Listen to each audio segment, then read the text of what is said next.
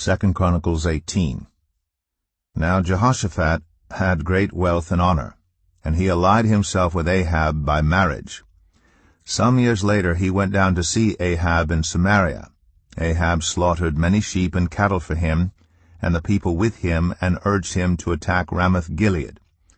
Ahab, king of Israel, asked Jehoshaphat, king of Judah, "Will you go with me against Ramoth-Gilead?" Jehoshaphat replied, "I am as you are, and my people as your people. We will join you in the war." But Jehoshaphat also said to the king of Israel, "First seek the counsel of the Lord." So the king of Israel brought together the prophets, 400 men, and asked them, "Shall we go to war against Ramoth-Gilead, or shall I not?" "Go," they answered, "for God will give it into the king's hand."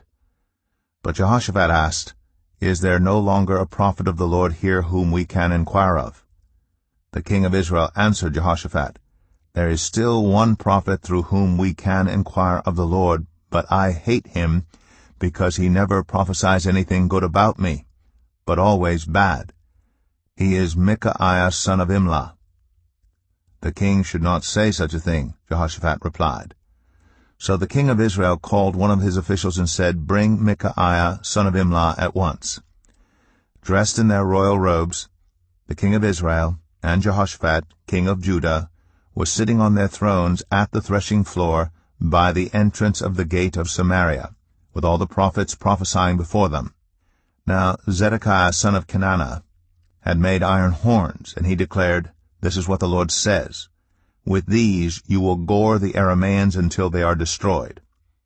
All the other prophets were prophesying the same thing. "Attack Ramoth-Gilead and be victorious," they said, "for the Lord will give it into the king's hand."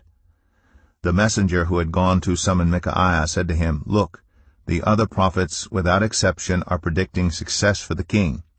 Let your word agree with theirs and speak favorably." But Micaiah said, "As surely as the Lord lives, I can tell him only what my God says." When he arrived, the king asked him, "Micaiah, shall we go to war against Ramoth-Gilead, or shall I not?" "Attack and be victorious," he answered, "for they will be given into your hand." The king said to him, "How many times must I make you swear to tell me nothing but the truth in the name of the Lord?" Then Micaiah answered, "I saw all Israel scattered on the hills like sheep without a shepherd. And the Lord said, 'These people have no master. Let each one go home in peace.'" The king of Israel said to Jehoshaphat, "Didn't I tell you that he never prophesies anything good about me, but only bad?" Micaiah continued, "Therefore hear the word of the Lord. I saw the Lord sitting on his throne with all the multitudes of heaven standing on his right and on his left. And the Lord said, 'Who will entice Ahab king of Israel into attacking Ramoth-Gilead and going to his death there?' One suggested this, and another that. Finally a spirit came forward, stood before the Lord, and said, 'I will entice him.' 'By what means?' the Lord asked. 'I will go and be a deceiving spirit in the mouths of all his prophets,' he said. 'You will succeed in enticing him,' said the Lord. 'Go and do it.' So now the Lord has put a deceiving spirit in the mouths of these prophets of yours. The Lord has decreed disaster for you." Then Zedekiah son of Kenana went up and slapped Micaiah in the face.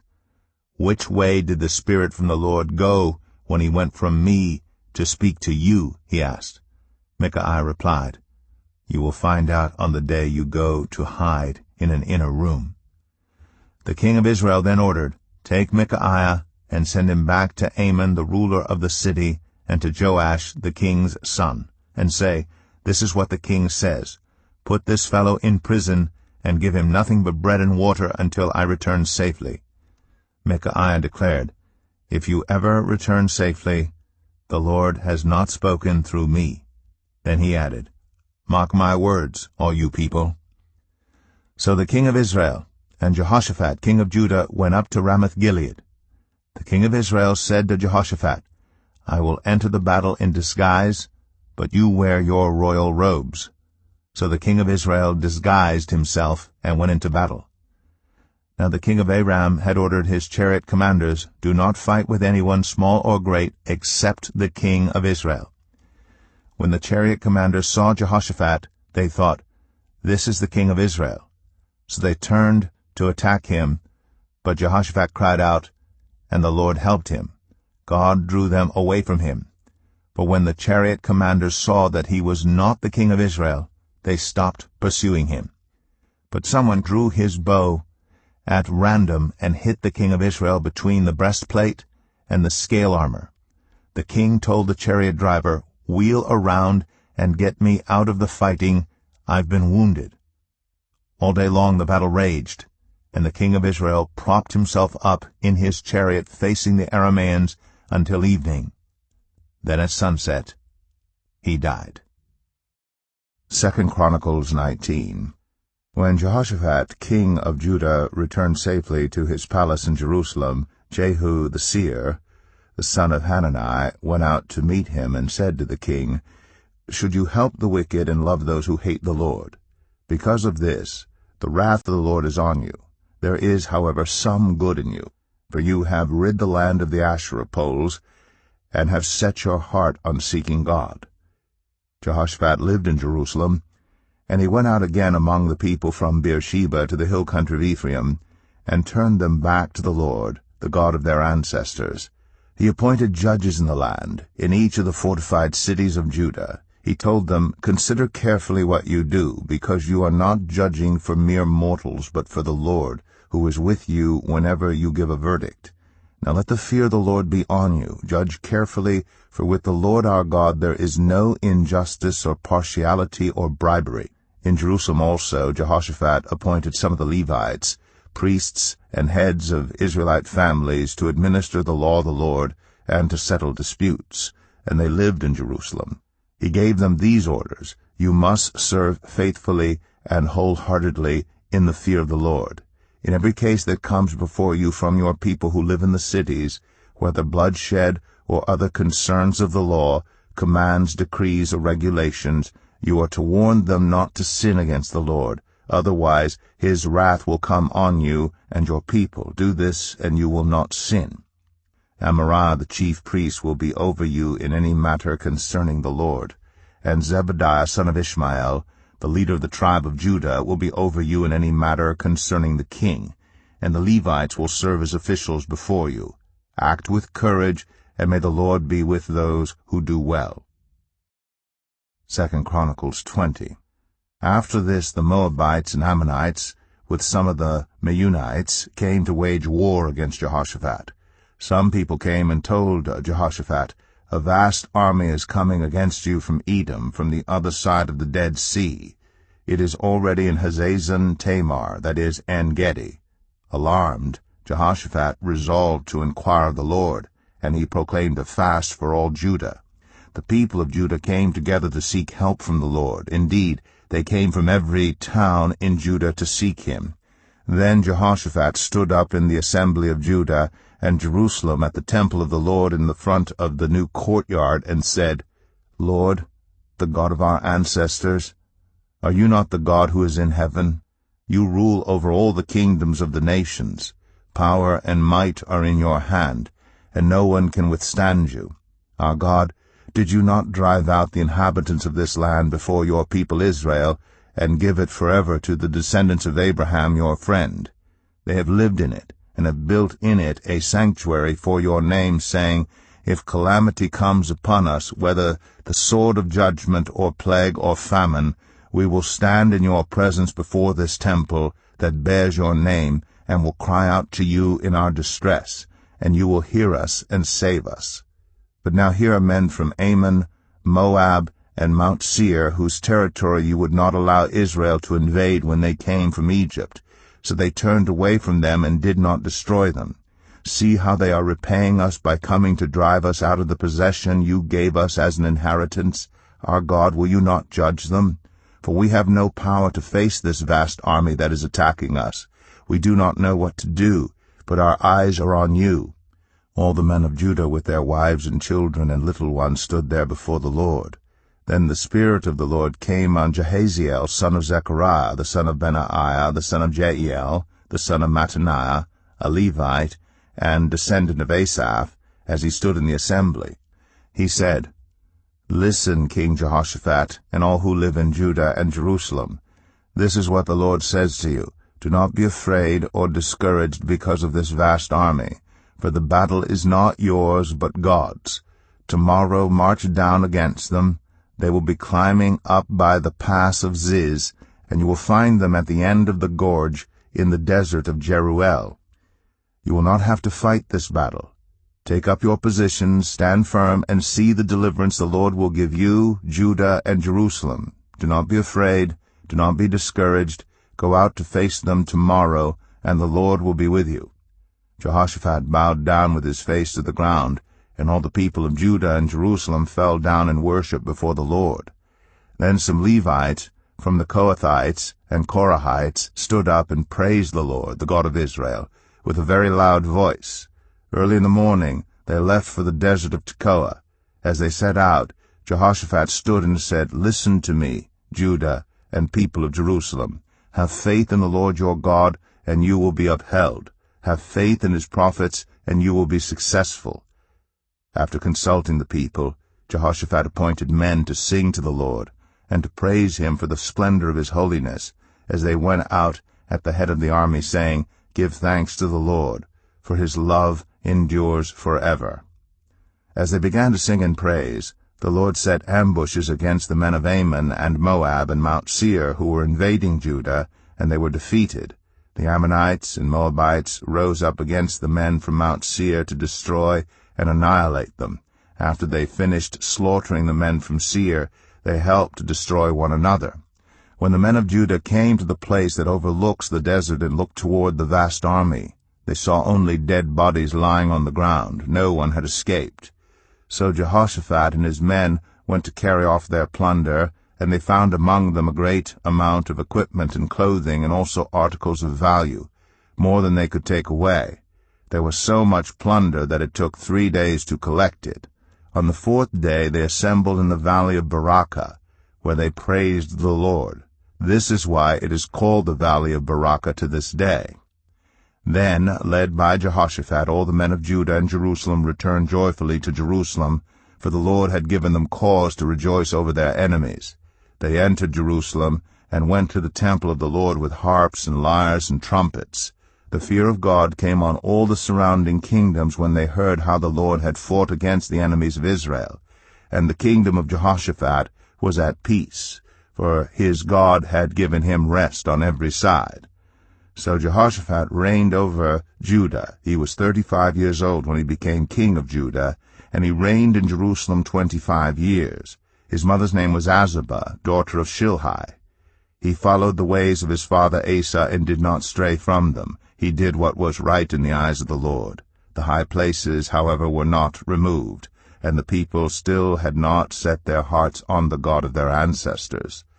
The other events of Jehoshaphat's reign, from beginning to end, are written in the annals of Jehu, son of Hanani, which are recorded in the book of the kings of Israel. Later, Jehoshaphat, king of Judah, made an alliance with Ahaziah, king of Israel, whose ways were wicked. He agreed with him to construct a fleet of trading ships. After these were built in Ezion-Geber, Eleazar, son of Dodavahu of Mareshah, prophesied against Jehoshaphat, saying, "Because you have made an alliance with Ahaziah, the Lord will destroy what you have made."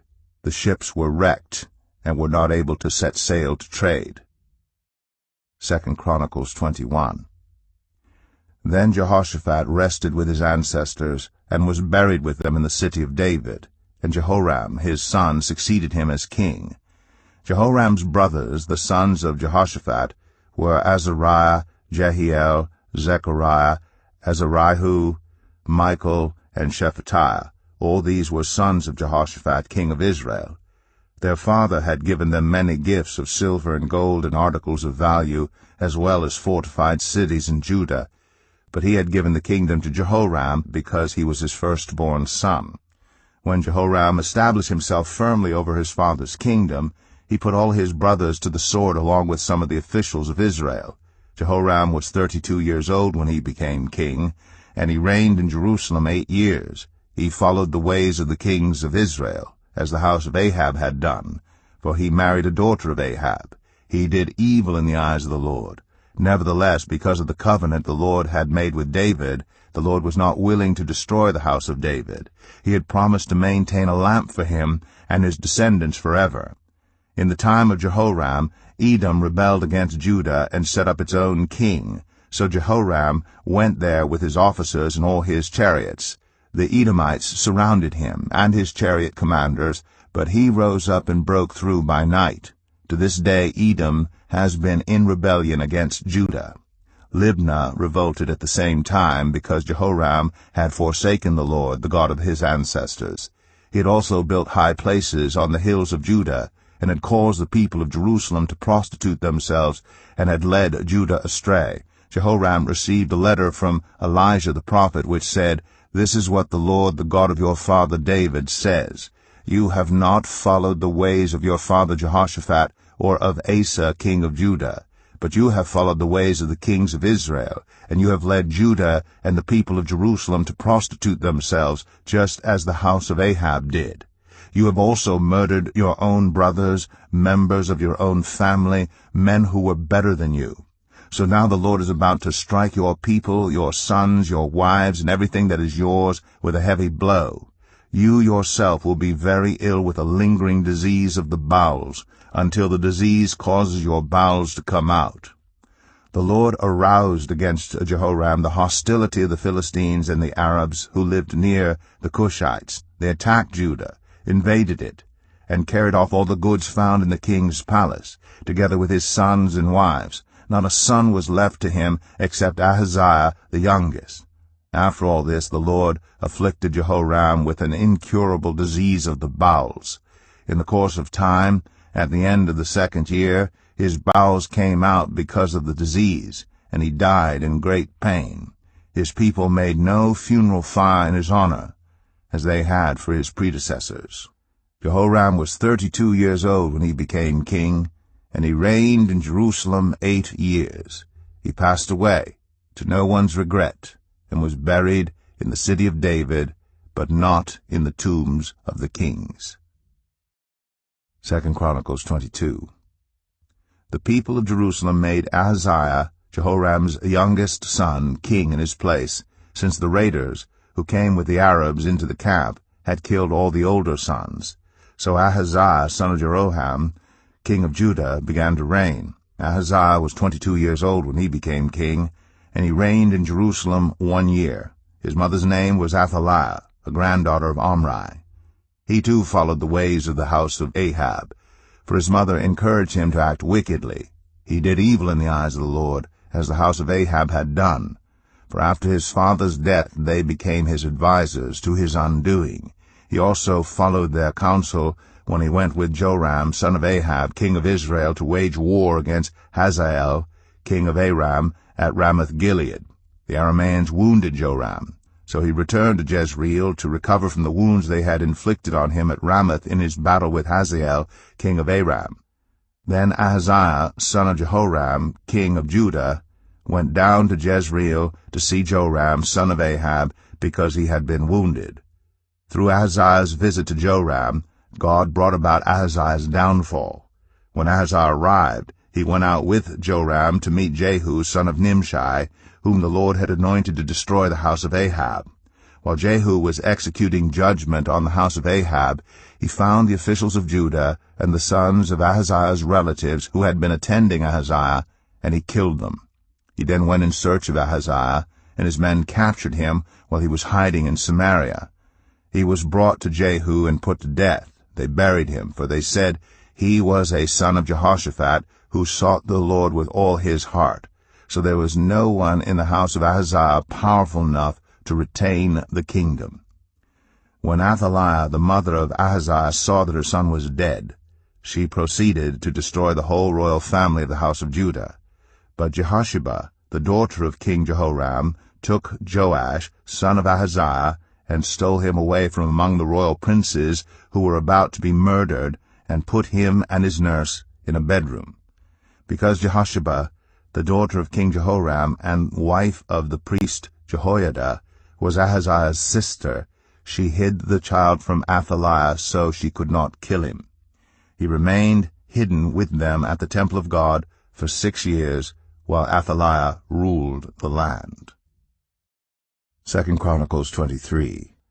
In the 7th year Jehoiada showed his strength. He made a covenant with the commanders of units of 100, Azariah, son of Jeroham, Ishmael, son of Jehohanan, Azariah, son of Obed, Maaseiah, son of Adaiah, and Elishaphat, son of Zichri. They went throughout Judah and gathered the Levites and the heads of Israelite families from all the towns. When they came to Jerusalem, the whole assembly made a covenant with the king at the temple of God. Jehoiada said to them, "The king's son shall reign, as the Lord promised concerning the descendants of David. Now this is what you are to do. A third of you priests and Levites who are going on duty on the Sabbath are to keep watch at the doors, a third of you at the royal palace, and a third at the foundation gate, and all the others are to be in the courtyards of the temple of the Lord. No one is to enter the temple of the Lord except the priests and Levites on duty. They may enter because they are consecrated, but all the others are to observe the Lord's command not to enter. The Levites are to station themselves around the king, each with weapon in hand. Anyone who enters the temple is to be put to death. Stay close to the king wherever he goes." The Levites and all the men of Judah did just as Jehoiada the priest ordered. Each one took his men, those who were going on duty on the Sabbath and those who were going off duty, for Jehoiada the priest had not released any of the divisions. Then he gave the commanders of units of 100 the spears and the large and small shields that had belonged to King David and that were in the temple of God. He stationed all the men, each with his weapon in his hand, around the king, near the altar and the temple, from the south side to the north side of the temple. Jehoiada and his sons brought out the king's son and put the crown on him. They presented him with a copy of the covenant and proclaimed him king. They anointed him and shouted, "Long live the king!" When Athaliah heard the noise of the people running and cheering the king, she went to them at the temple of the Lord. She looked, and there was the king standing by his pillar at the entrance. The officers and the trumpeters were beside the king, and all the people of the land were rejoicing and blowing trumpets, and musicians with their instruments were leading the praises. Then Athaliah tore her robes and shouted, "Treason! Treason!" Jehoiada the priest sent out the commanders of units of 100 who were in charge of the troops, and said to them, "Bring her out between the ranks and put to the sword anyone who follows her." For the priest had said, "Do not put her to death at the temple of the Lord." So they seized her as she reached the entrance of the horse gate on the palace grounds, and there they put her to death. Jehoiada then made a covenant that he, the people, and the king would be the Lord's people. All the people went to the temple of Baal and tore it down. They smashed the altars and idols and killed Matan, the priest of Baal, in front of the altars. Then Jehoiada placed the oversight of the temple of the Lord in the hands of the Levitical priests, to whom David had made assignments in the temple, to present the burnt offerings of the Lord as written in the law of Moses, with rejoicing and singing as David had ordered. He also stationed gatekeepers at the gates of the Lord's temple so that no one who was in any way unclean might enter. He took with him the commanders of hundreds, the nobles, the rulers of the people, and all the people of the land, and brought the king down from the temple of the Lord. They went into the palace through the upper gate, and seated the king on the royal throne. All the people of the land rejoiced, and the city was calm, because Athaliah had been slain with the sword. 2 Chronicles 24. Joash was 7 years old when he became king, and he reigned in Jerusalem 40 years. His mother's name was Zibiah. She was from Beersheba. Joash did what was right in the eyes of the Lord all the years of Jehoiada the priest. Jehoiada chose 2 wives for him, and he had sons and daughters. Some time later, Joash decided to restore the temple of the Lord. He called together the priests and Levites and said to them, "Go to the towns of Judah and collect the money due annually from all Israel to repair the temple of your God. Do it now." But the Levites did not act at once. Therefore the king summoned Jehoiada the chief priest and said to him, "Why haven't you required the Levites to bring in from Judah and Jerusalem the tax imposed by Moses, a servant of the Lord, and by the assembly of Israel for the tent of the covenant law?" Now the sons of that wicked woman Athaliah had broken into the temple of God, and had used even its sacred objects for the Baals. At the king's command, a chest was made and placed outside at the gate of the temple of the Lord. A proclamation was then issued in Judah and Jerusalem that they should bring to the Lord the tax that Moses, the servant of God, had required of Israel in the wilderness.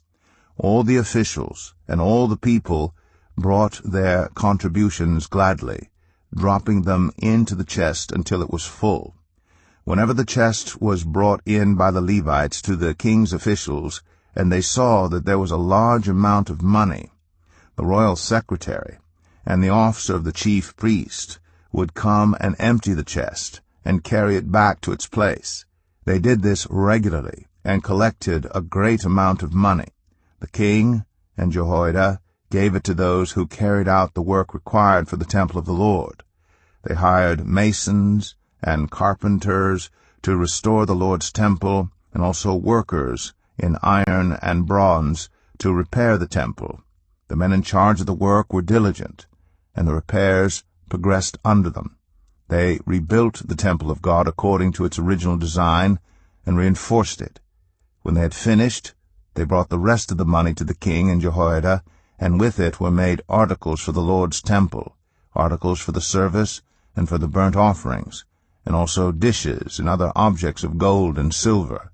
As long as Jehoiada lived, burnt offerings were presented continually in the temple of the Lord. Now Jehoiada was old and full of years, and he died at the age of 130. He was buried with the kings in the city of David because of the good he had done in Israel for God and his temple. After the death of Jehoiada, the officials of Judah came and paid homage to the king, and he listened to them. They abandoned the temple of the Lord, the God of their ancestors, and worshipped Asherah poles and idols. Because of their guilt, God's anger came on Judah and Jerusalem, although the Lord sent prophets to the people to bring them back to him, and though they testified against them, they would not listen. Then the Spirit of God came on Zechariah, son of Jehoiada the priest. He stood before the people and said, "This is what God says. Why do you disobey the Lord's commands? You will not prosper. Because you have forsaken the Lord, he has forsaken you." But they plotted against him, and by order of the king they stoned him to death in the courtyard of the Lord's temple. King Joash did not remember the kindness Zechariah's father Jehoiada had shown him, but killed his son, who said as he lay dying, "May the Lord see this and call you to account." At the turn of the year, the army of Aram marched against Joash. It invaded Judah and Jerusalem, and killed all the leaders of the people. They sent all the plunder to their king in Damascus. Although the Aramean army had come with only a few men, the Lord delivered into their hands a much larger army. Because Judah had forsaken the Lord, the God of their ancestors, judgment was executed on Joash. When the Arameans withdrew, they left Joash severely wounded. His officials conspired against him for murdering the son of Jehoiada the priest, and they killed him in his bed. So he died and was buried in the city of David, but not in the tombs of the kings.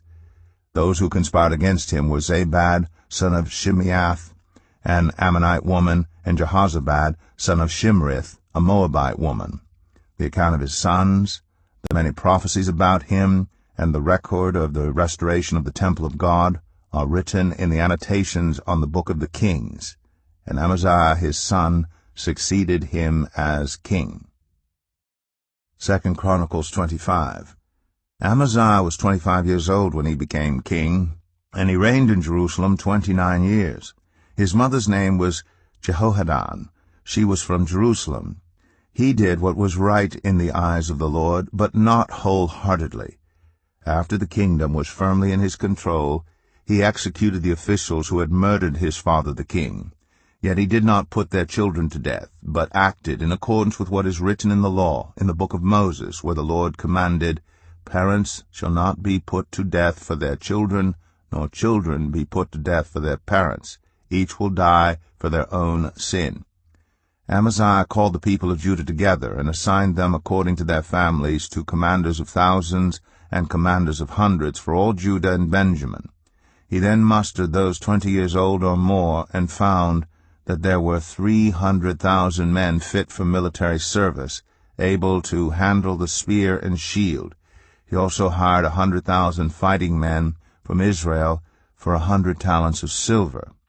But a man of God came to him and said, "Your Majesty, these troops from Israel must not march with you, for the Lord is not with Israel, not with any of the people of Ephraim.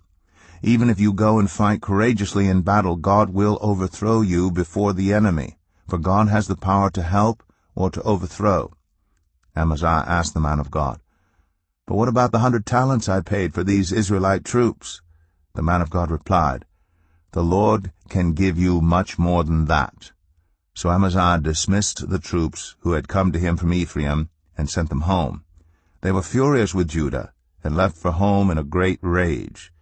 Amaziah then marshaled his strength and led his army to the valley of Salt, where he killed 10,000 men of Seir. The army of Judah also captured 10,000 men alive, took them to the top of a cliff, and threw them down so that all were dashed to pieces.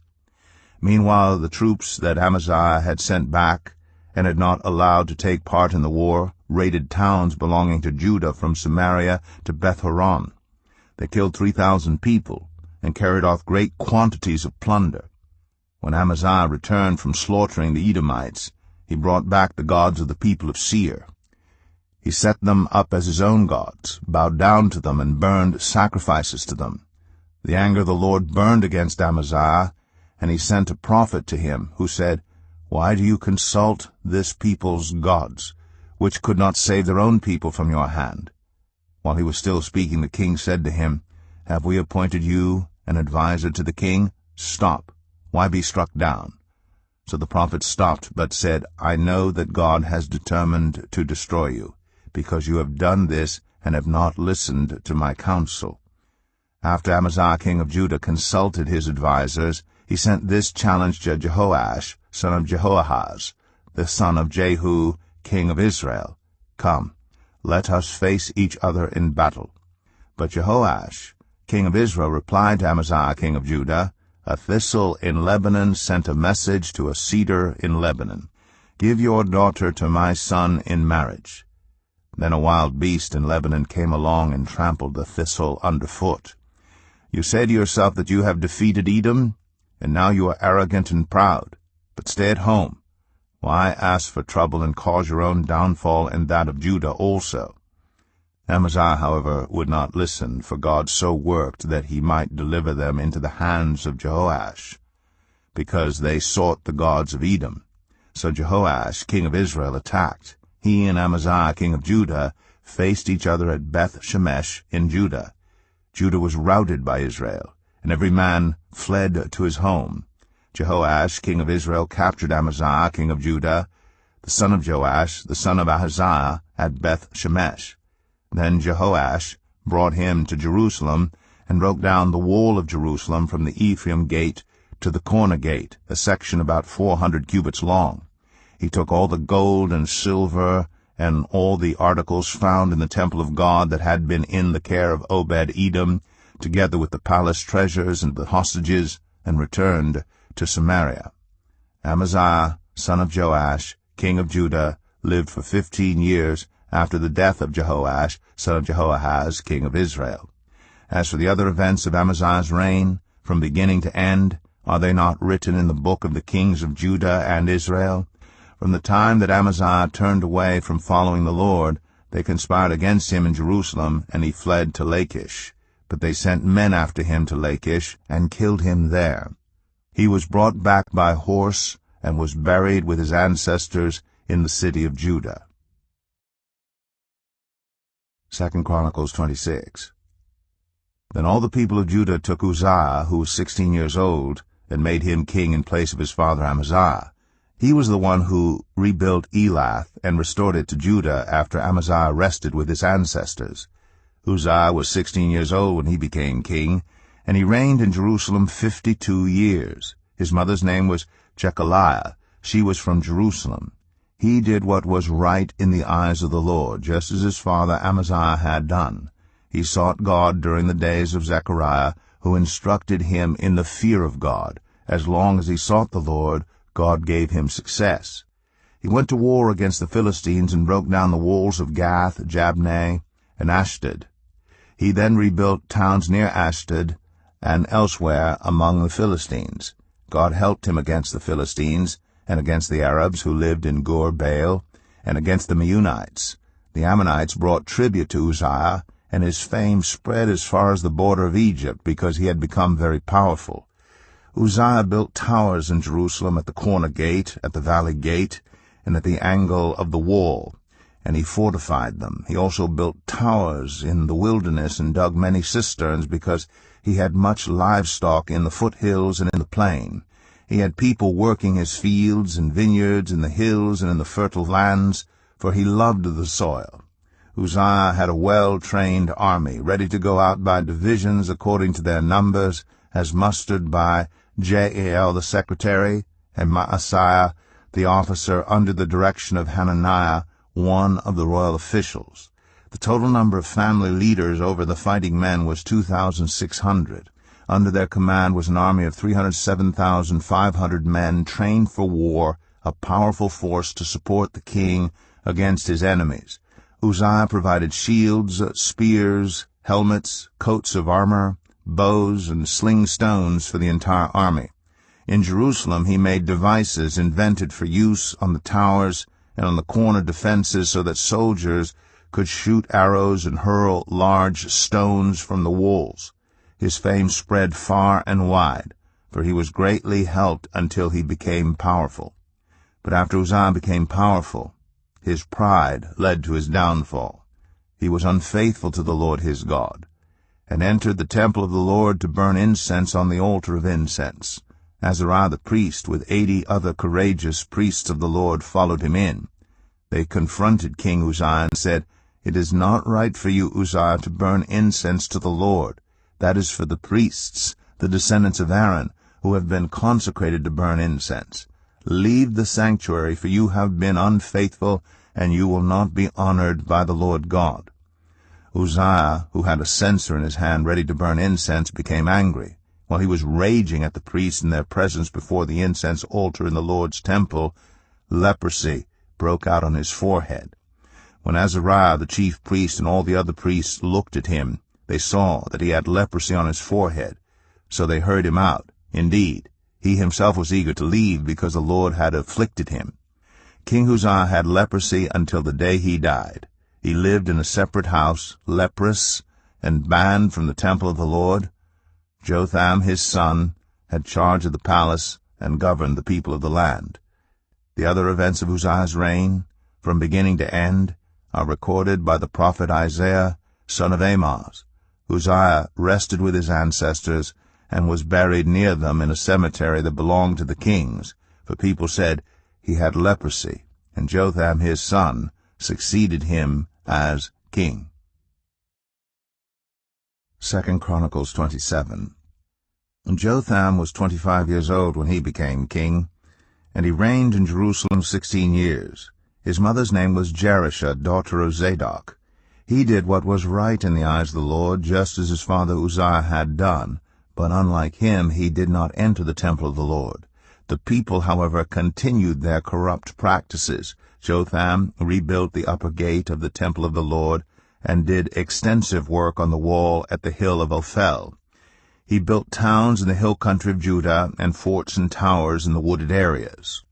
Jotham waged war against the king of the Ammonites, and conquered them. That year the Ammonites paid him 100 talents of silver, 10,000 cors of wheat, and 10,000 cors of barley.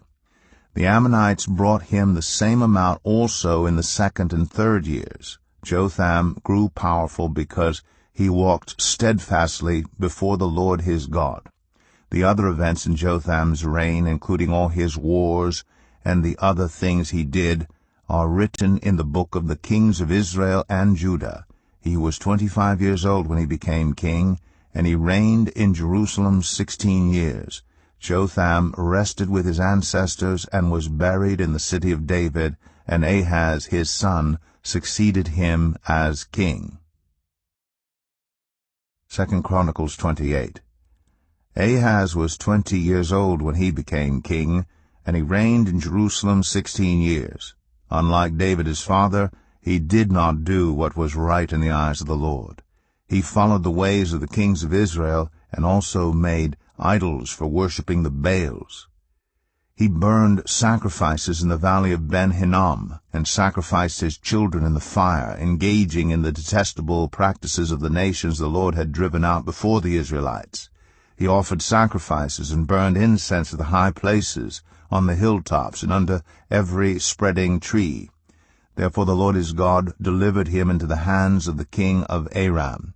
The Arameans defeated him, and took many of his people as prisoners, and brought them to Damascus. He was also given into the hands of the king of Israel, who inflicted heavy casualties on him. In one day Pekah, son of Remaliah, killed 120,000 soldiers in Judah, because Judah had forsaken the Lord, the God of their ancestors. Zichri, an Ephraimite warrior, killed Maaseiah, the king's son, Azrikam, the officer in charge of the palace, and Elkanah, second to the king. The men of Israel took captive from their fellow Israelites who were from Judah 200,000 wives, sons, and daughters. They also took a great deal of plunder, which they carried back to Samaria. But a prophet of the Lord named Oded was there, and he went out to meet the army when it returned to Samaria. He said to them, "Because the Lord, the God of your ancestors, was angry with Judah, he gave them into your hand. But you have slaughtered them in a rage that reaches to heaven. And now you intend to make the men and women of Judah and Jerusalem your slaves. But aren't you also guilty of sins against the Lord your God? Now listen to me. Send back your fellow Israelites you have taken as prisoners, for the Lord's fierce anger rests on you." Then some of the leaders in Ephraim, Azariah son of Jehohanan, Berechiah son of Meshillemoth, Jehizkiah son of Shallum, and Amasa son of Hadlai, confronted those who were arriving from the war. "You must not bring those prisoners here," they said, "or we will be guilty before the Lord. Do you intend to add to our sin and guilt? For our guilt is already great, and his fierce anger rests on Israel." So the soldiers gave up the prisoners and plunder in the presence of the officials and all the assembly. The men designated by name took the prisoners, and from the plunder they clothed all who were naked. They provided them with clothes and sandals, food and drink, and healing balm. All those who were weak they put on donkeys. So they took them back to their fellow Israelites at Jericho, the city of palms, and returned to Samaria. At that time King Ahaz sent to the kings of Assyria for help. The Edomites had again come and attacked Judah, and carried away prisoners, while the Philistines had raided towns in the foothills and in the Negev of Judah. They captured and occupied Beth-Shemesh, Ajalon, and Gederoth, as well as Socoh, Timnah, and Gimzo, with their surrounding villages. The Lord had humbled Judah because of Ahaz king of Israel, for he had promoted wickedness in Judah, and had been most unfaithful to the Lord. Tiglath-Pileser, king of Assyria, came to him, but he gave him trouble instead of help. Ahaz took some of the things from the temple of the Lord, and from the royal palace, and from the officials, and presented them to the king of Assyria, but that did not help him. In his time of trouble, King Ahaz became even more unfaithful to the Lord. He offered sacrifices to the gods of Damascus, who had defeated him, for he thought, "Since the gods of the kings of Aram have helped to them, I will sacrifice to them, so they will help me." But they were his downfall, and the downfall of all Israel. Ahaz gathered together the furnishings from the temple of God, and cut them in pieces. He shut the doors of the Lord's temple, and set up altars at every street corner in Jerusalem. In every town in Judah He built high places to burn sacrifices to other gods, and aroused the anger of the Lord, the God of his ancestors. The other events of his reign, and all his ways from beginning to end, are written in the book of the kings of Judah and Israel. Ahaz rested with his ancestors, and was buried in the city of Jerusalem. But he was not placed in the tombs of the kings of Israel, and Hezekiah his son succeeded him as king. 2 Chronicles 29. Hezekiah was 25 years old when he became king, and he reigned in Jerusalem 29 years. His mother's name was Abijah, daughter of Zechariah. He did what was right in the eyes of the Lord, just as his father David had done. In the 1st month of the 1st year of his reign, he opened the doors of the temple of the Lord and repaired them. He brought in the priests and the Levites, assembled them in the square on the east side, and said, "Listen to me, Levites. Consecrate yourselves now, and consecrate the temple of the Lord, the God of your ancestors. Remove all defilement from the sanctuary. Our parents were unfaithful. They did evil in the eyes of the Lord our God, and forsook him. They turned their faces away from the Lord's dwelling place, and turned their backs on him. They also shut the doors of the portico, and put out the lamps. They did not burn incense or present any burnt offerings at the sanctuary to the God of Israel. Therefore the anger of the Lord has fallen on Judah and Jerusalem. He has made them an object of dread and horror and scorn, as you can see with your own eyes. This is why our fathers have fallen by the sword, and why our sons and daughters and our wives are in captivity. Now I intend to make a covenant with the Lord, the God of Israel, so that his fierce anger will turn away from us. My sons, do not be negligent now, for the Lord has chosen you to stand before him and serve him, to minister before him, and to burn incense."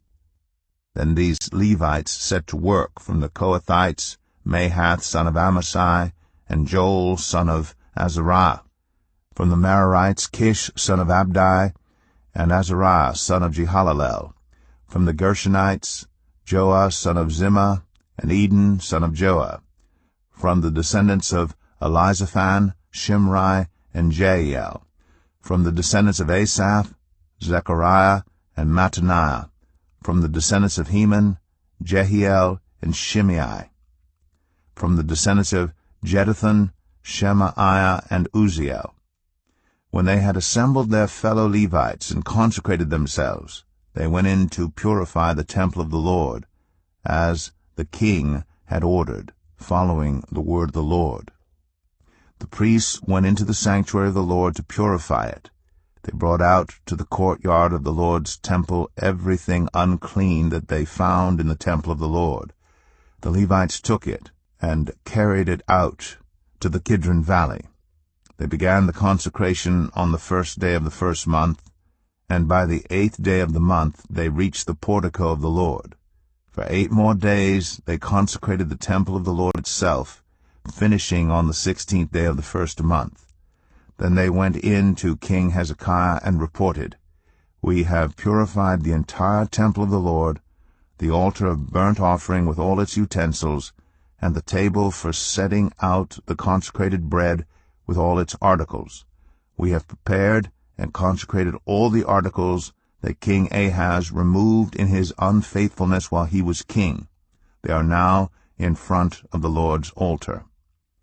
Early the next morning, King Hezekiah gathered the city officials together and went up to the temple of the Lord. They brought 7 bulls, 7 rams, 7 male lambs, and 7 male goats as a sin offering for the kingdom, for the sanctuary, and for Judah. The king commanded the priests, the descendants of Aaron, to offer these on the altar of the Lord. So they slaughtered the bulls, and the priest took the blood and splashed it against the altar. Next they slaughtered the rams, and splashed their blood against the altar. Then they slaughtered the lambs and splashed their blood against the altar. The goats, for the sin offering, were brought before the king and the assembly, and they laid their hands on them. The priests then slaughtered the goats and presented their blood on the altar for a sin offering to atone for all Israel, because the king had ordered the burnt offering and the sin offering for all Israel. He stationed the Levites in the temple of the Lord with cymbals, harps, and lyres, in the way prescribed by David and Gad the king's seer and Nathan the prophet. This was commanded by the Lord through his prophets. So the Levites stood ready with David's instruments, and the priests with their trumpets. Hezekiah gave the order to sacrifice the burnt offering on the altar. As the offering began, singing to the Lord began also, accompanied by trumpets and the instruments of David king of Israel. The whole assembly bowed in worship, while the musicians played and the trumpets sounded. All this continued until the sacrifice of the burnt offering was completed. When the offerings were finished, the king and everyone present with him knelt down and worshipped. King Hezekiah and his officials ordered the Levites to praise the Lord with the words of David and of Asaph the seer. So they sang praises with gladness and bowed down and worshipped. Then Hezekiah said, "You have now dedicated yourselves to the Lord. Come and bring sacrifices and thank offerings to the temple of the Lord." So the assembly brought sacrifices and thank offerings, and all whose hearts were willing brought burnt offerings. The number of burnt offerings the assembly brought was 70 bulls, 100 rams, and 200 male lambs, all of them for burnt offerings to the Lord. The animals consecrated as sacrifices amounted to 600 bulls and 3,000 sheep and goats. The priests, however, were too few to skin all the burnt offerings, so their relatives, the Levites, helped them until the task was finished and until other priests had been consecrated, for the Levites had been more conscientious in consecrating themselves than the priests had been. There were burnt offerings in abundance, together with the fat of the fellowship offerings and the drink offerings that accompanied the burnt offerings. So the service of the temple of the Lord was re-established. Hezekiah and all the people rejoiced at what God had brought about for his people, because it was done so quickly. 2 Chronicles 30. Hezekiah sent word to all Israel and Judah, and also wrote letters to Ephraim and Manasseh, inviting them to come to the temple of the Lord in Jerusalem and celebrate the Passover to the Lord, the God of Israel. The king and his officials and the whole assembly in Jerusalem decided to celebrate the Passover in the 2nd month. They had not been able to celebrate it at the regular time because not enough priests had consecrated themselves and the people had not assembled in Jerusalem. The plan seemed right both to the king and to the whole assembly. They decided to send a proclamation throughout Israel from Beersheba to Dan, calling the people to come to Jerusalem and celebrate the Passover to the Lord, the God of Israel. It had not been celebrated in large numbers according to what was written. At the king's command, couriers went throughout Israel and Judah with letters from the king and from his officials, which read, "People of Israel, return to the Lord, the God of Abraham, Isaac, and Israel, that he may return to you who are left, who have escaped from the hand of the kings of Assyria. Do not be like your parents and your fellow Israelites who were unfaithful to the Lord, the God of their ancestors, so that he made them an object of horror, as you see. Do not be stiff-necked, as your ancestors were. Submit to the Lord. Come to his sanctuary, which he has consecrated forever. Serve the Lord your God, so that his fierce anger will turn away from you. If you return to the Lord, then your fellow Israelites and your children will be shown compassion by their captors, and will return to this land. For the Lord your God is gracious and compassionate. He will not turn his face from you if you return to him." The couriers went from town to town in Ephraim and Manasseh as far as Zebulun, but people scorned and ridiculed them. Nevertheless, some from Asher, Manasseh, and Zebulun humbled themselves and went to Jerusalem. Also in Judah the hand of God was on the people to give them unity of mind to carry out what the king and his officials had ordered, following the word of the Lord. A very large crowd of people assembled in Jerusalem to celebrate the festival of unleavened bread in the 2nd month. They removed the altars in Jerusalem and cleared away the incense altars and threw them into the Kidron Valley. They slaughtered the Passover lamb on the 14th day of the 2nd month. The priests and the Levites were ashamed, and consecrated themselves, and brought burnt offerings to the temple of the Lord. Then they took up their regular positions as prescribed in the law of Moses, the man of God. The priests splashed against the altar the blood handed to them by the Levites. Since many in the crowd had not consecrated themselves, the Levites had to kill the Passover lambs for all those who were not ceremonially clean, and could not consecrate their lambs to the Lord. Although most of the many people who came from Ephraim, Manasseh, Issachar, and Zebulun had not purified themselves, yet they ate the Passover contrary to what was written. But Hezekiah prayed for them, saying, May the Lord, who is good, pardon everyone who sets their heart on seeking God, the Lord, the God of their ancestors, even if they are not clean according to the rules of the sanctuary. And the Lord heard Hezekiah, and healed the people. The Israelites who were present in Jerusalem celebrated the festival of unleavened bread for 7 days with great rejoicing, while the Levites and priests praised the Lord every day with resounding instruments dedicated to the Lord. Hezekiah spoke encouragingly to all the Levites, who showed good understanding of the service of the Lord. For the 7 days they ate their assigned portion and offered fellowship offerings and praised the Lord, the God of their ancestors.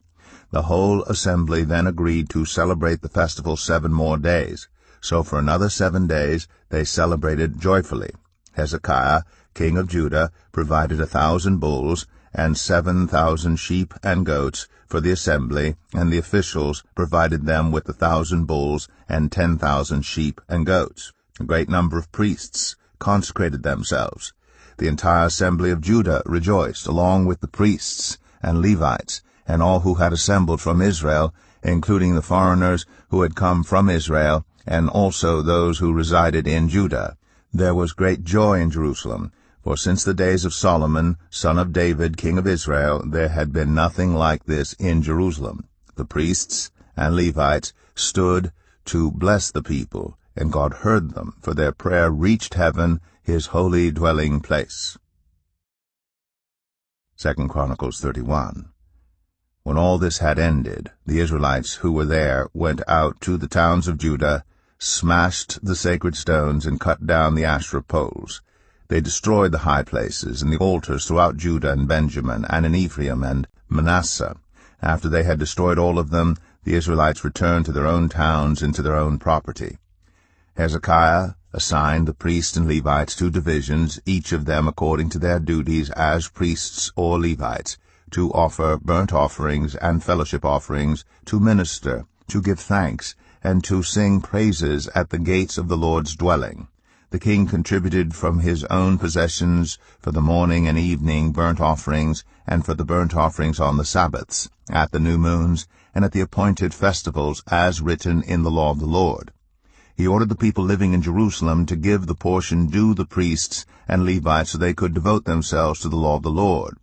As soon as the order went out, the Israelites generously gave the firstfruits of their grain, new wine, olive oil, and honey, and all that the fields produced.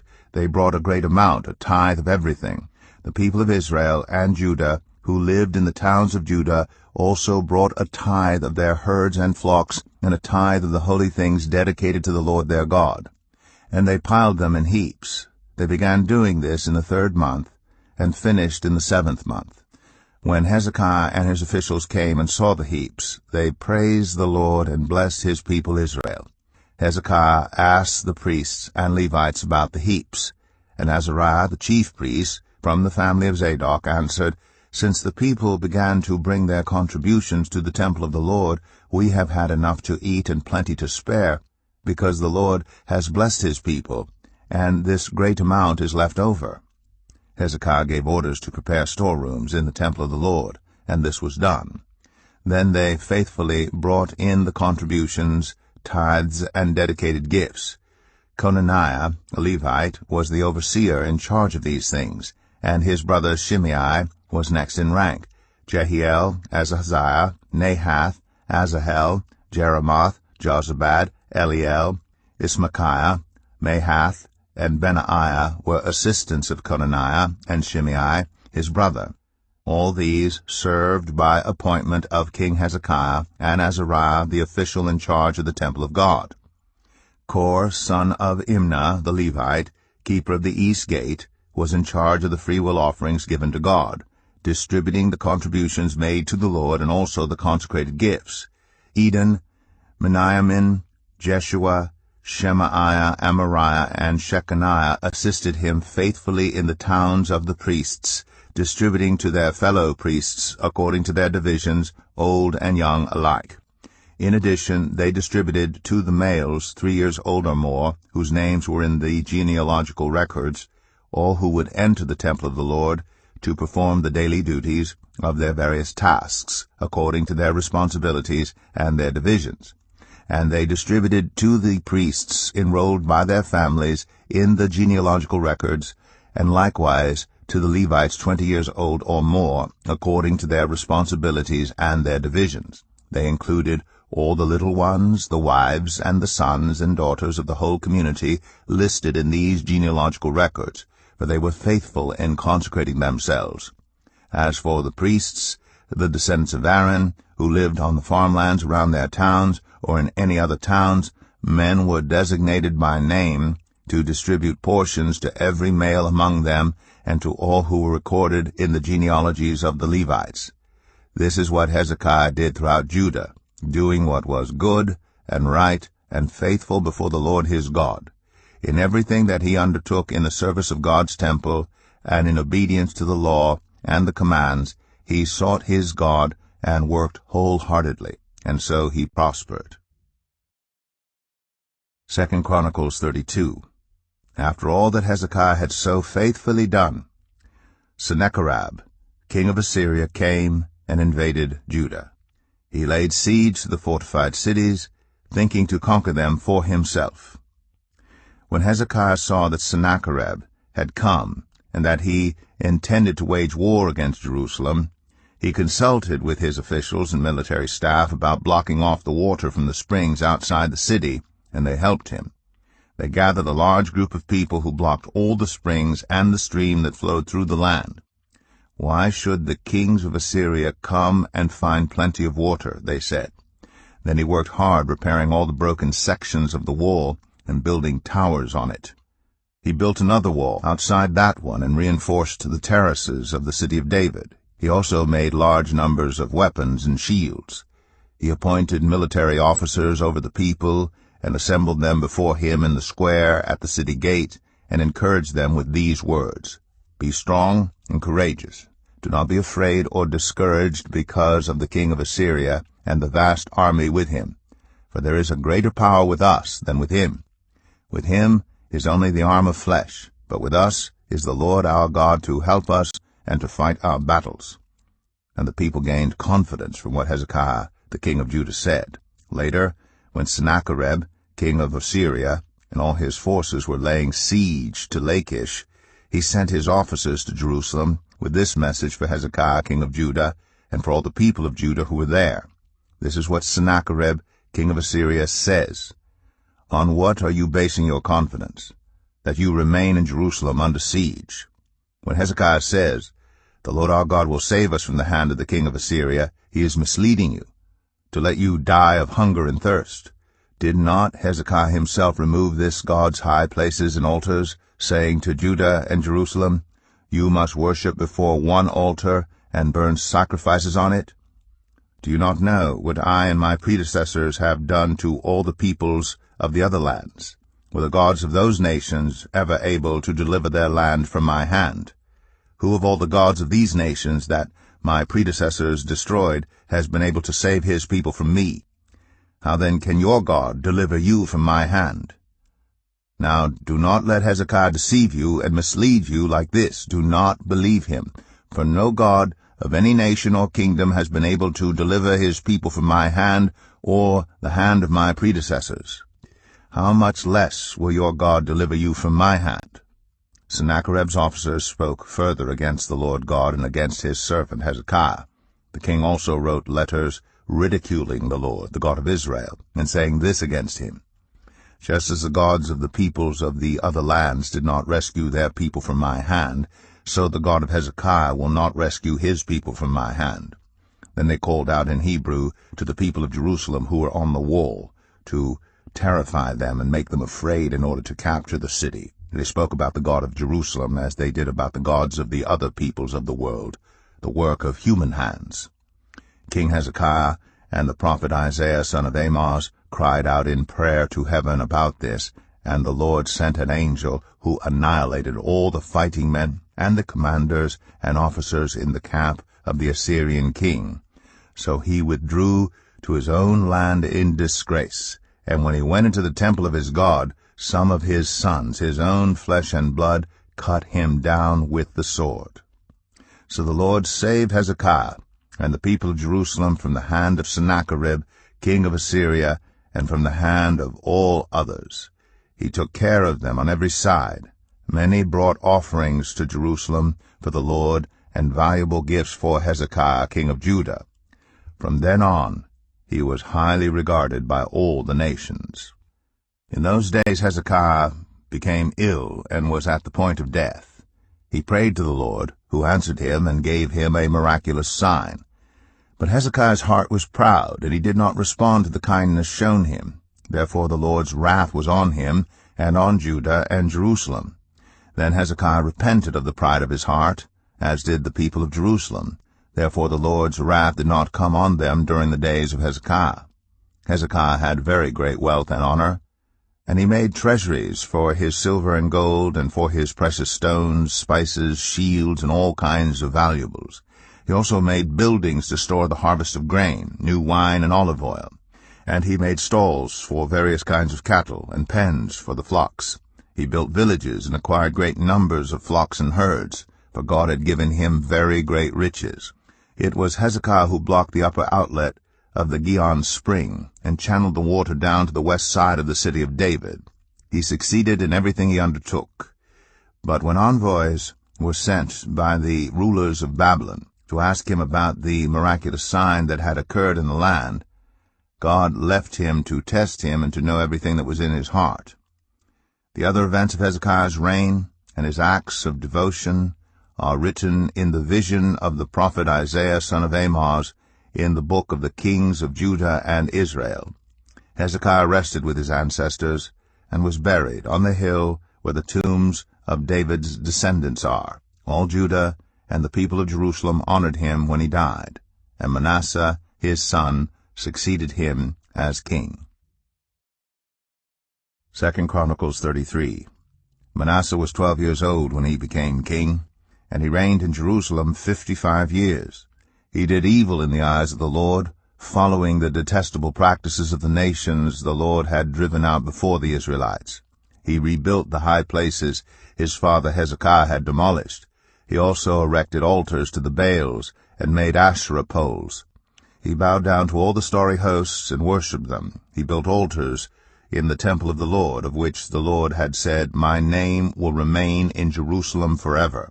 In both courts of the temple of the Lord he built altars to all the starry hosts. He sacrificed his children in the fire in the valley of Ben-Hinnom, practiced divination and witchcraft, sought omens, and consulted mediums and spiritists. He did much evil in the eyes of the Lord, arousing his anger. He took the image he had made and put it in God's temple, of which God had said to David and to his son Solomon, "In this temple and in Jerusalem, which I have chosen out of all the tribes of Israel, I will put my name forever. I will not again make the feet of the Israelites leave the land I assigned to your ancestors, if only they will be careful to do everything I commanded them concerning all the laws, decrees, and regulations given through Moses." But Manasseh led Judah and the people of Jerusalem astray, so that they did more evil than the nations the Lord had destroyed before the Israelites. The Lord spoke to Manasseh and his people, but they paid no attention. So the Lord brought against them the army commanders of the king of Assyria, who took Manasseh prisoner, put a hook in his nose, bound him with bronze shackles, and took him to Babylon. In his distress he sought the favor of the Lord his God, and humbled himself greatly before the God of his ancestors. And when he prayed to him, the Lord was moved by his entreaty and listened to his plea. So he brought him back to Jerusalem and to his kingdom. Then Manasseh knew that the Lord is God. Afterward he rebuilt the outer wall of the city of David, west of the Gihon spring in the valley, as far as the entrance of the fish gate, and encircling the hill of Ophel. He also made it much higher. He stationed military commanders in all the fortified cities in Judah. He got rid of the foreign gods and removed the image from the temple of the Lord, as well as all the altars he had built on the temple hill and in Jerusalem, and he threw them out of the city. Then he restored the altar of the Lord and sacrificed fellowship offerings and thank offerings on it, and told Judah to serve the Lord, the God of Israel. The people, however, continued to sacrifice at the high places, but only to the Lord their God. The other events of Manasseh's reign, including his prayer to his God and the words the seers spoke to him in the name of the Lord, the God of Israel, are written in the annals of the kings of Israel. His prayer, and how God was moved by his entreaty, as well as all his sins and unfaithfulness, and the sites where he built high places, and set up Asherah poles and idols before he humbled himself, all these are written in the records of the seers. Manasseh rested with his ancestors, and was buried in his palace. And Amon, his son, succeeded him as king. Amon was 22 years old when he became king, and he reigned in Jerusalem 2 years. He did evil in the eyes of the Lord, as his father Manasseh had done. Amon worshipped and offered sacrifices to all the idols Manasseh had made. But unlike his father Manasseh, he did not humble himself before the Lord. Amon increased his guilt. Amon's officials conspired against him and assassinated him in his palace. Then the people of the land killed all who had plotted against King Amon, and they made Josiah his son king in his place. 2 Chronicles 34. Josiah was 8 years old when he became king, and he reigned in Jerusalem 31 years. He did what was right in the eyes of the Lord, and followed the ways of his father David, not turning aside to the right or to the left. In the 8th year of his reign, while he was still young, he began to seek the God of his father David. In his 12th year he began to purge Judah and Jerusalem of high places, Asherah poles, and idols. Under his direction the altars of the Baals were torn down. He cut to pieces the incense altars that were above them, and smashed the Asherah poles and the idols. These he broke to pieces and scattered over the graves of those who had sacrificed to them. He burned the bones of the priests on their altars, and so he purged Judah and Jerusalem. In the towns of Manasseh, Ephraim, and Simeon, as far as Naphtali, and in the ruins around them, he tore down the altars and the Asherah poles, and crushed the idols to powder, and cut to pieces all the incense altars throughout Israel. Then he went back to Jerusalem. In the 18th year of Josiah's reign, to purify the land and the temple, he sent Shaphan, son of Azaliah, and Maaseiah, the ruler of the city, with Joah, son of Joahaz, the recorder, to repair the temple of the Lord his God. They went to Hilkiah, the high priest, and gave him the money that had been brought into the temple of God, which the Levites, who were the gatekeepers, had collected from the people of Manasseh, Ephraim, and the entire remnant of Israel, and from all the people of Judah and Benjamin, and the inhabitants of Jerusalem. Then they entrusted it to the men appointed to supervise the work on the Lord's temple. These men paid the workers who repaired and restored the temple. They also gave money to the carpenters and builders to purchase dressed stone and timber for joists and beams, for the buildings that the kings of Judah had allowed to fall into ruin. The workers labored faithfully. Over them to direct them were Jahath and Obadiah, Levites descended from Merari, and Zechariah and Meshullam, descended from Kohath. The Levites, all who were skilled in playing musical instruments, had charge of the laborers and supervised all the workers from job to job. Some of the Levites were secretaries, scribes, and gatekeepers. While they were bringing out the money that had been taken into the temple of the Lord, Hilkiah the priest found the book of the law of the Lord that had been given through Moses. Hilkiah said to Shaphan the secretary, "I have found the book of the law in the temple of the Lord." He gave it to Shaphan. Then Shaphan took the book to the king and reported to him, "Your officials are doing everything that has been committed to them. They have paid out the money that was in the temple of the Lord, and have entrusted it to the supervisors and workers." Then Shaphan, the the secretary, informed the king, "Hilkiah the priest has given me a book," and Shaphan read from it in the presence of the king. When the king heard the words of the law, he tore his robes. He gave these orders to Hilkiah, Ahikam son of Shaphan, Abdon son of Micah, Shaphan the secretary, and Asaiah the king's attendant. "Go, and inquire of the Lord for me, and for the remnant in Israel and Judah about what is written in this book that has been found. Great is the Lord's anger that is poured out on us, because those who have gone before us have not kept the word of the Lord. They have not acted in accordance with all that is written in this book." Hilkiah and those the king had sent with him went to speak to the prophet Huldah, who was the wife of Shallum, son of Tokath, the son of Hazra, keeper of the wardrobe. She lived in Jerusalem in the new quarter. She said to them, "This is what the Lord, the God of Israel, says. Tell the man who sent you to me, this is what the Lord says. I'm going to bring disaster on this place and its people. All the curses written in the book that has been read in the presence of the king of Judah, because they have forsaken me and burned incense to other gods, and aroused my anger by all that their hands have made. My anger will be poured out on this place and will not be quenched. Tell the king of Judah, who sent you to inquire of the Lord, this is what the Lord, the God of Israel, says concerning the words you heard.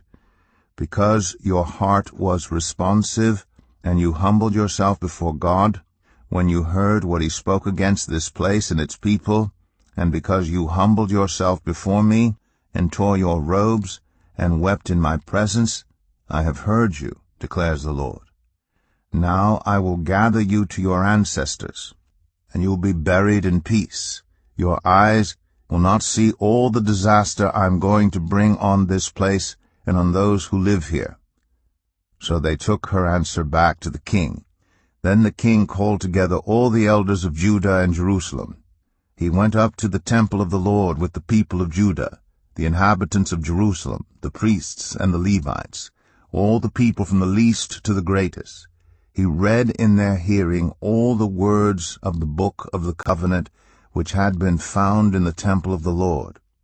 The king stood by his pillar and renewed the covenant in the presence of the Lord, to follow the Lord and keep his commands, statutes, and decrees with all his heart and all his soul, and to obey the words of the covenant written in this book.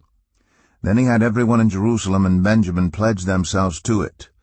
The people of Jerusalem did this in accordance with the covenant of God, the God of their ancestors. Josiah removed all the detestable idols from all the territory belonging to the Israelites, and he had all who were present in Israel serve the Lord their God, as long as he lived. They did not fail to follow the Lord, the God of their ancestors.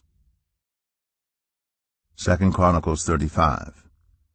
Josiah celebrated the Passover to the Lord in Jerusalem, and the Passover lamb was slaughtered on the 14th day of the first month. He appointed the priests to their duties, and encouraged them in the service of the Lord's temple. He said to the Levites, who instructed all Israel, and who had been consecrated to the Lord, "Put the sacred ark in the temple that Solomon son of David, king of Israel, built. It is not to be carried about on your shoulders. Now serve the Lord your God and his people Israel. Prepare yourselves by families in your divisions, according to the instructions written by David, king of Israel, and by his son Solomon. Stand in the holy place with a group of Levites for each subdivision of the families of your fellow Israelites, the lay people. Slaughter the Passover lambs, consecrate yourselves, and prepare the lambs for your fellow Israelites, doing what the Lord commanded through Moses." Josiah provided for all the lay people who were there a total of 30,000 lambs and goats for the Passover offerings, and also 3,000 cattle, all from the king's own possessions. His officials also contributed voluntarily to the people and the priests and Levites.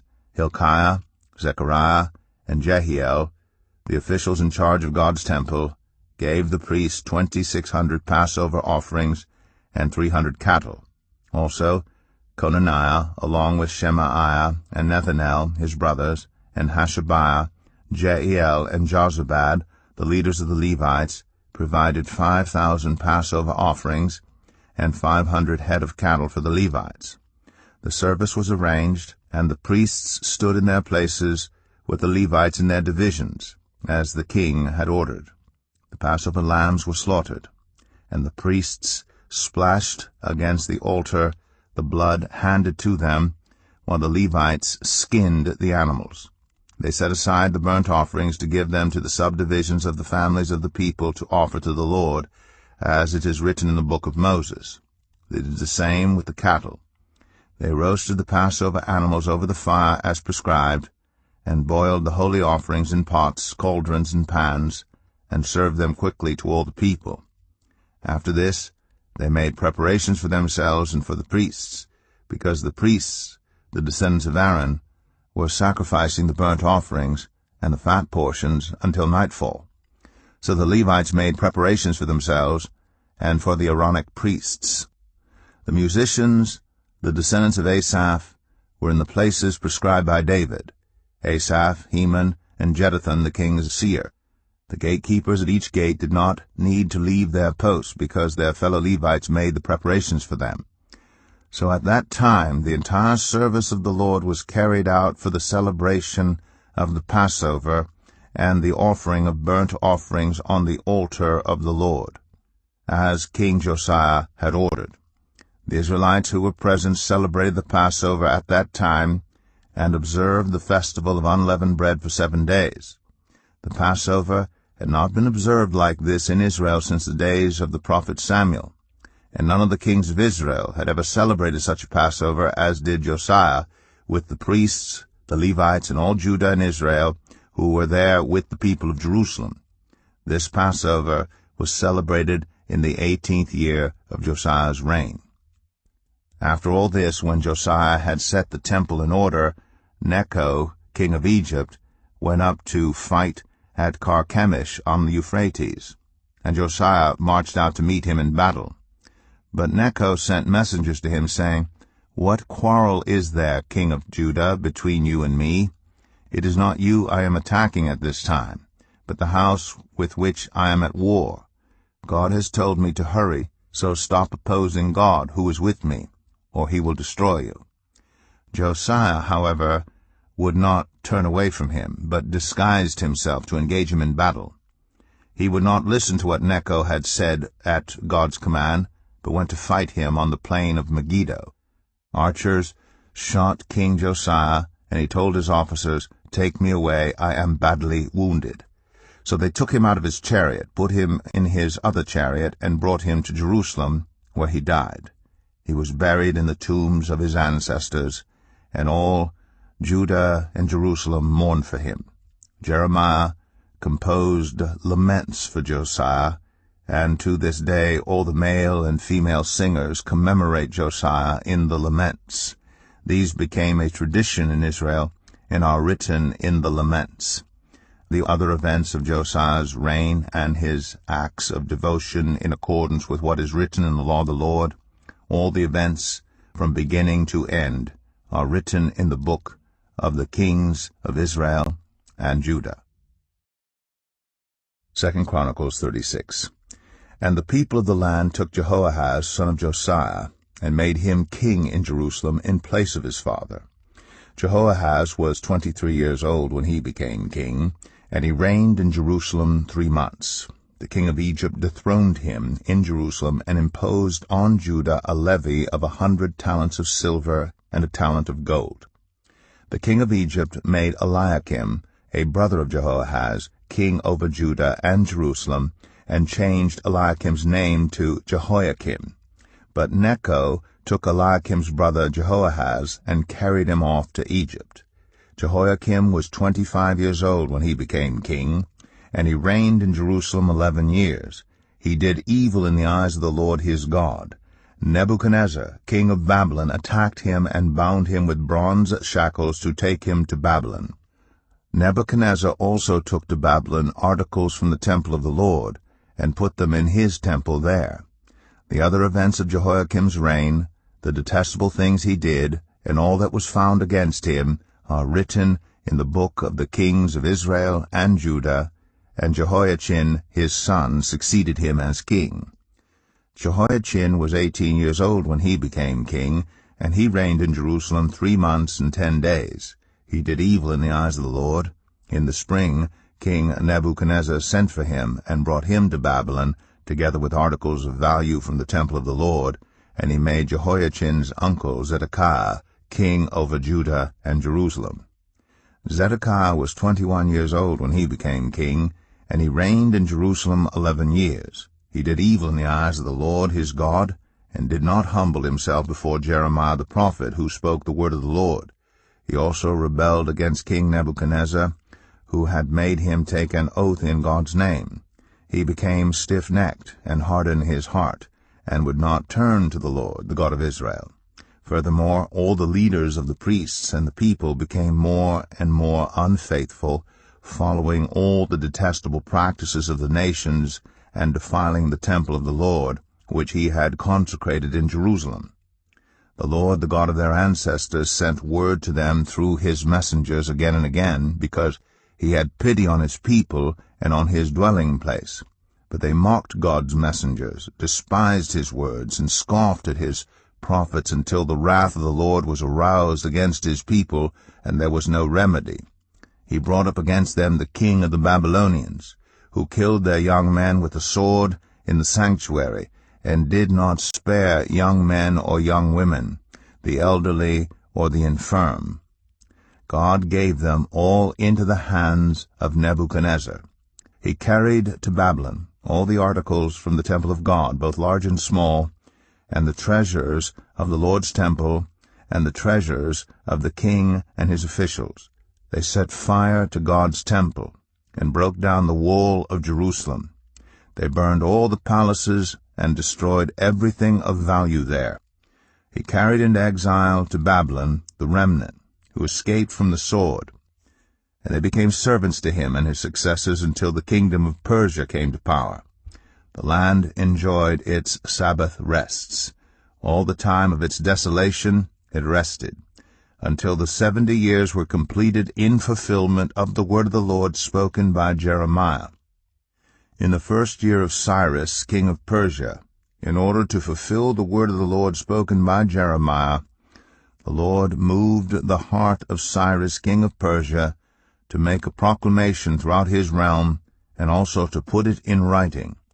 This is what Cyrus, king of Persia, says: The Lord, the God of heaven, has given me all the kingdoms of the earth, and he has appointed me to build a temple for him at Jerusalem in Judah.